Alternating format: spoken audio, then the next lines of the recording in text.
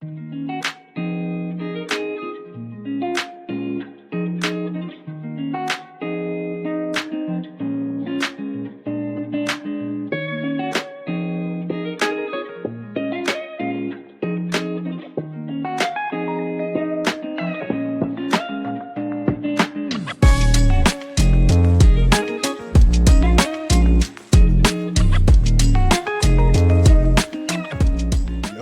this JB the Cowboy fan, and yes, sir, I'm back with another one.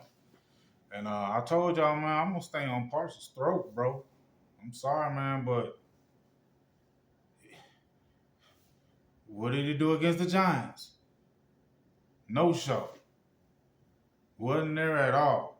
And what's crazy is I know I've been on his throat for the last like month. Shit, month and a half, I think.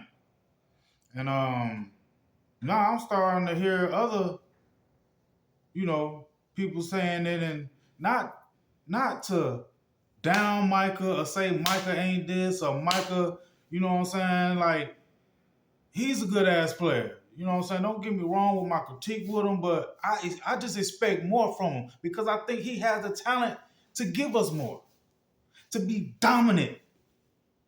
I'm talking about to affect every game he plays. Now, I ain't saying he got to have 4-5 sacks a game, but he should leave his name. He should supposed to leave his mark on the game every fucking game. So I want to listen to a couple, you know, people like Richard Sherman and them, but people might not like Richard Sherman, but I honestly like his take on this. And then we got Big Nate, with hanging with the Cowboy, hanging with the boys, with you know. So I'm gonna start with Richard Sherman and what they talking about, what they seeing, because I feel like I see the same thing. You know what I'm saying? So let's see Richard Sherman what you know what they discuss. Let's see what's up with that. Why even dress? Right. Why even dress?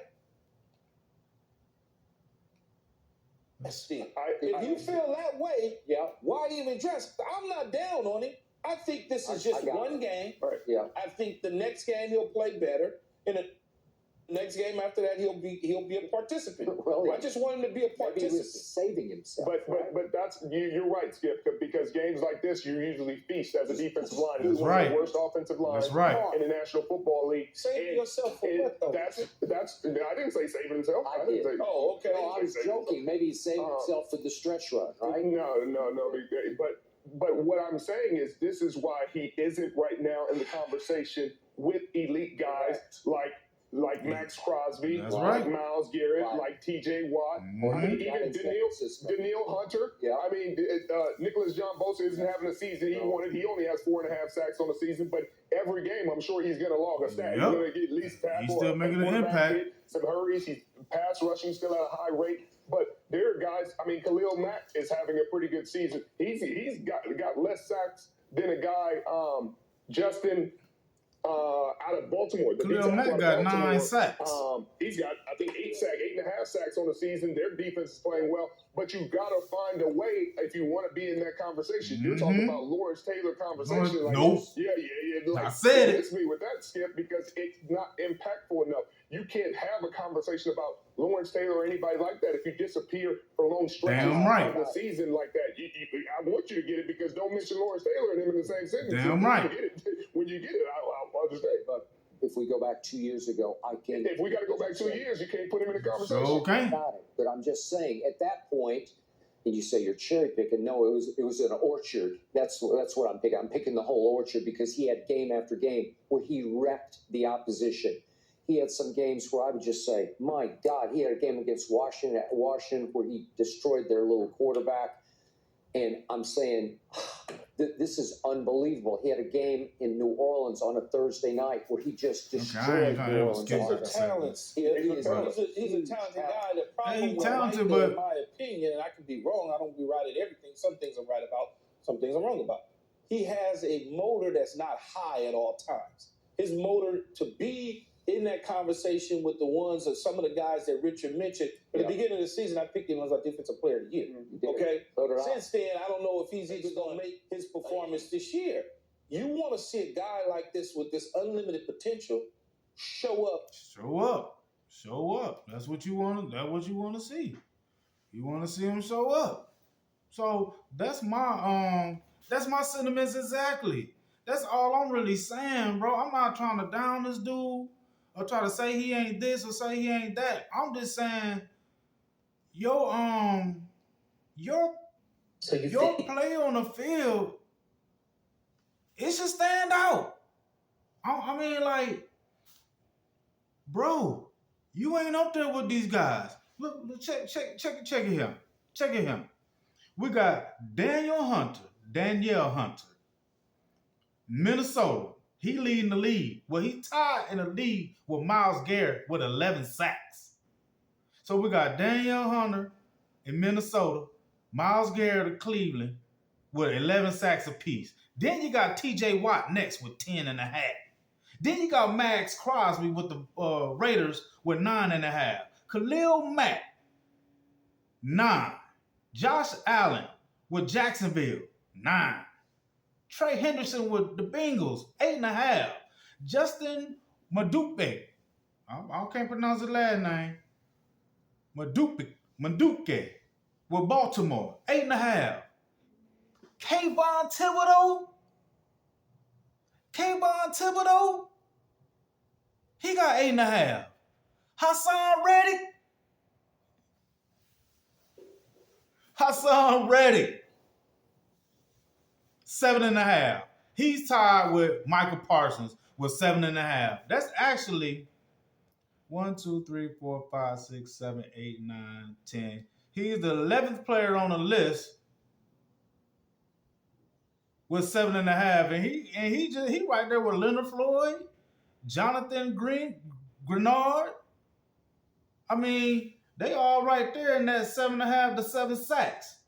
But if Michael Parsons is supposed to be this game-changing talent, this LT talent, why is he down there with these guys? Why is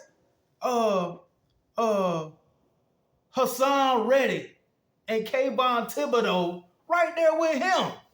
And honestly, I've been seeing Hassan Reddick make game-changer plays more consistent than Michael Parsons this year.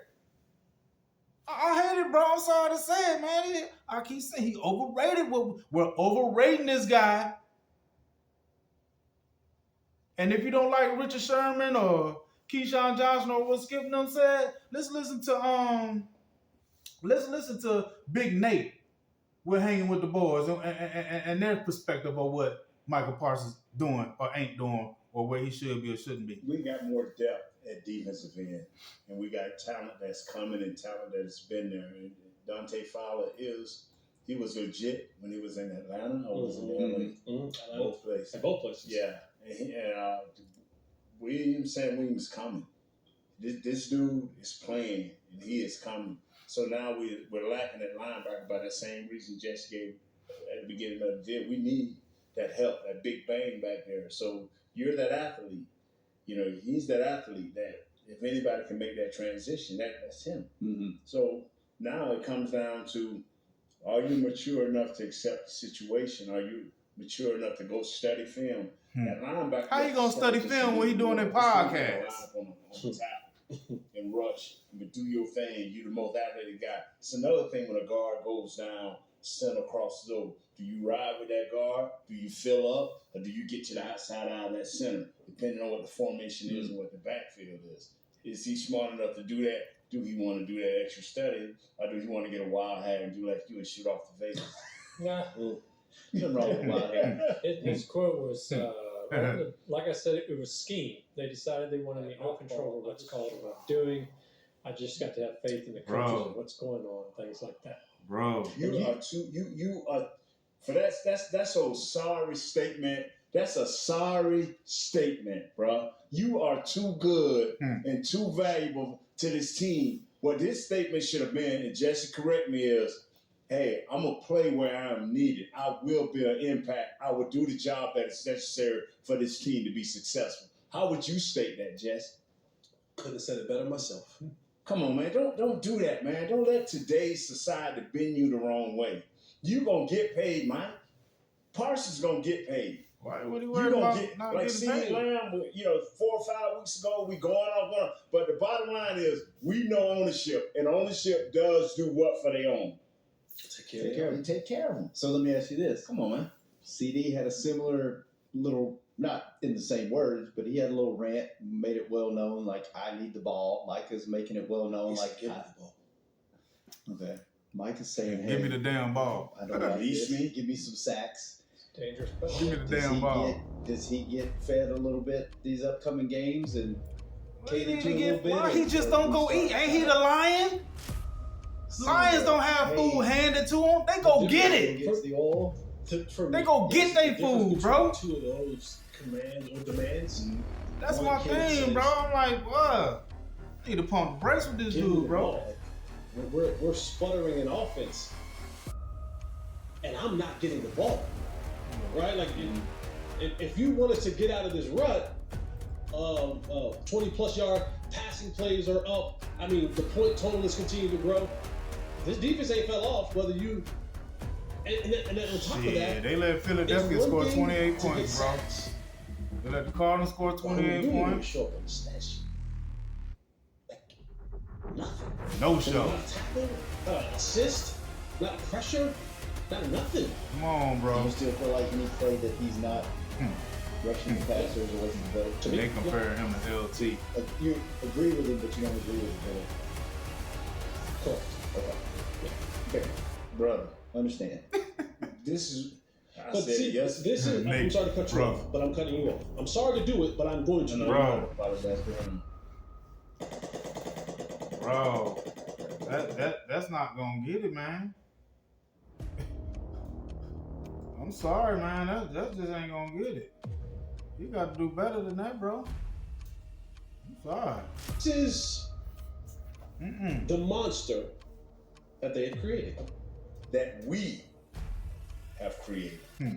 We everybody have has created. created. Yes, sir. Mhm. I'll give you that. Yes, we created. We created.